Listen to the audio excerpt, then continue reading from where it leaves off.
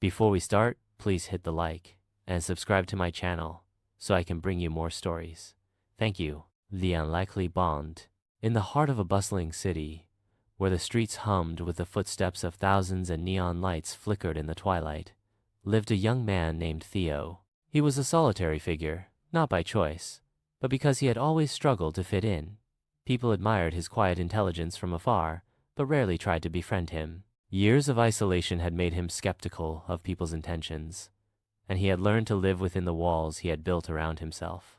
He worked as a freelance illustrator, spending most of his days in his small apartment, sketching the world he observed from a distance, his only company the rhythmic scratching of his pencil against paper. One autumn afternoon, while walking through the park on his usual route home, Theo heard a distressed voice from a nearby alley. The crisp air carried the sharp edge of urgency in the call. He turned the corner and saw a young woman struggling to free her bag, which was caught on a rusty fire escape ladder.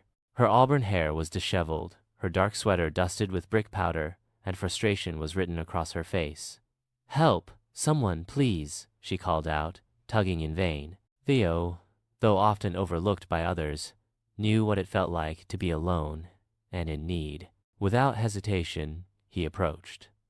"Hold on," he said quietly, maneuvering his way beside her. Carefully, he untangled the strap from the jagged metal rung, mindful of the rust and the cold bite of the metal against his fingers. The woman let out a relieved sigh, stepping back and brushing herself off. "Thank you. I thought I'd be stuck there forever," she said, flashing him a bright, genuine smile. "I'm Claire. What's your name?" "Theo," he replied hesitantly, unaccustomed to small talk. "Theo, you just saved me from an embarrassing afternoon. I owe you one." He merely nodded, expecting this to be the end of their interaction.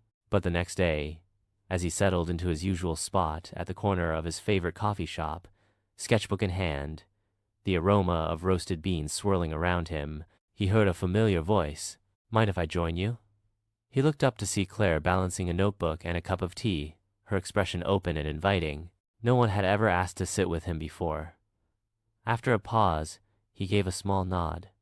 And so, an unlikely friendship began. Claire, a free-spirited artist, had an infectious energy that contrasted with Theo's quiet demeanor. She shared stories of the places she had visited, quaint coastal towns where the sea breeze carried the scent of salt and old books, hidden bookshops with stacks towering like castles, and winding mountain trails where the earth whispered beneath her feet.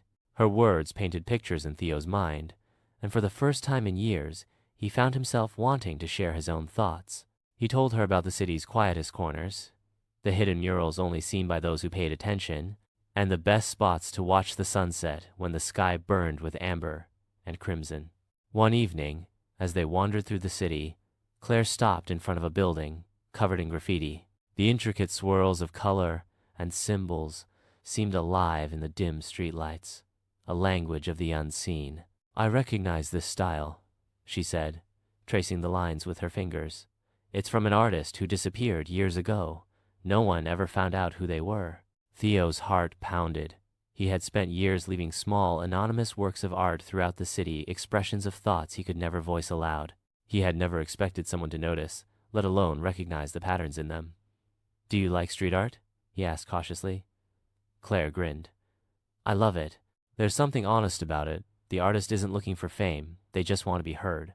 I wish I could meet them." For the first time in years, Theo felt seen in a way he never had before. Over the following weeks, he subtly revealed more about his hidden talent, and Claire encouraged him to take a chance to showcase his work beyond the shadows.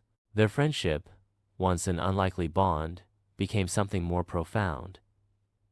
They spent long evenings talking in coffee shops, discussing the meaning of art, identity, and purpose. Claire taught Theo how to let go of fear, and Theo grounded Claire in ways she hadn't expected.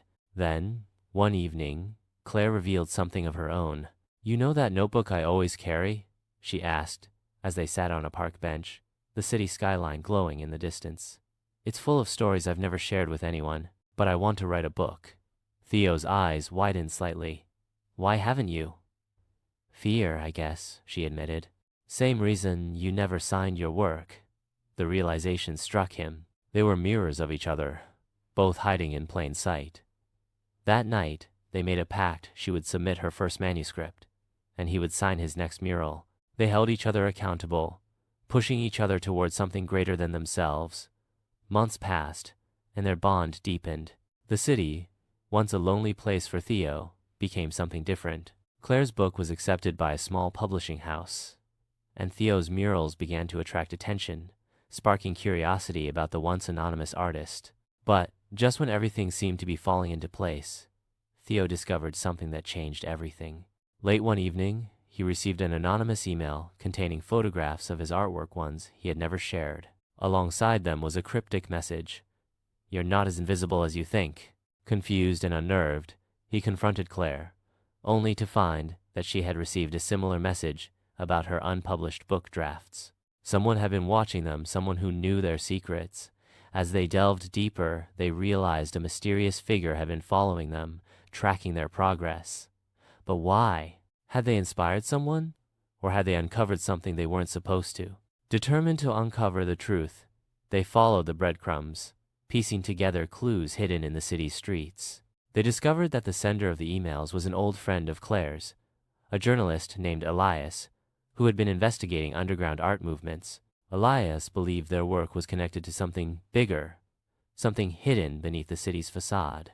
The three of them unearthed a secret collective of artists and writers who had been leaving cryptic messages throughout the city, fighting against an oppressive force that wanted to silence voices like theirs. Theo and Claire found themselves entangled in a battle for artistic freedom where their work carried more weight than they had ever imagined.